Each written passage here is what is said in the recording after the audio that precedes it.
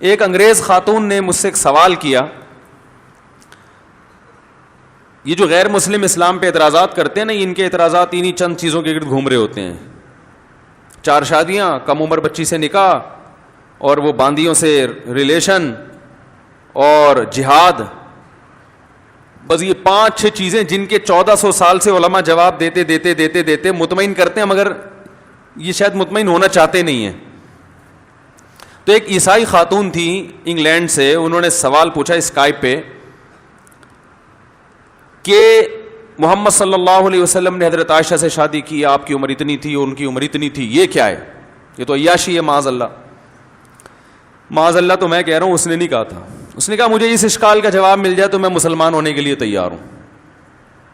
میں نے ان سے کہا مجھے ایک بات بتاؤ, حضرت عیسیٰ علیہ السلام کو آپ اللہ کا نبی مانتی ہیں؟ انہوں نے کہا بالکل مانتی ہوں. میں نے کہا آپ کا خیال یہ ہے کہ حضرت عیسیٰ سے افضل اس کائنات میں کوئی بھی نہیں ہے؟ اس نے کہا بالکل.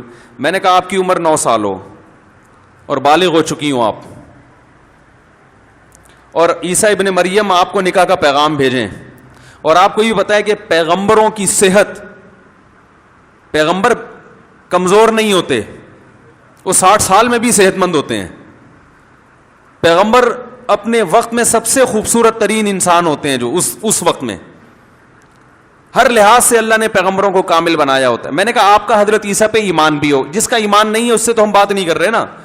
آپ کا ایمان بھی ہو کہ یہ اللہ کے سچے پیغمبر ہیں اور ان کے ہاتھ پہ اتنے معجزے ظاہر ہوتے ہیں, یہ اپنی قوم میں سب سے خوبصورت بھی ہیں اور خوب سیرت بھی ہیں, تو آپ کے لیے اگر نکاح کا وہ پیغام بھیجتے آپ قبول کرتی؟ اس نے کہا فوراً کرتی. دیکھو گوروں میں ایک چیز میں نے دیکھی ہے, منافقت نہیں ہوتی, جو اندر ہے نا وہی ان کے زبان پہ ہوتا ہے. یہ گھمائی ٹوپیاں جو ہے نا ہمارے معاشرے میں بہت ہیں. ہر قوم میں جہاں برائیاں ہوتی ہیں کچھ خوبیاں بھی ہوتی ہیں نا. اس نے کہا میں تو کر لیتی. تو میں نے کہا ممی عائشہ کے ابا نے بھی یہی سوچا کہ جب یہ پیغمبر ہیں اور میری بچی بھی اسی ماحول میں تربیت پائے گی,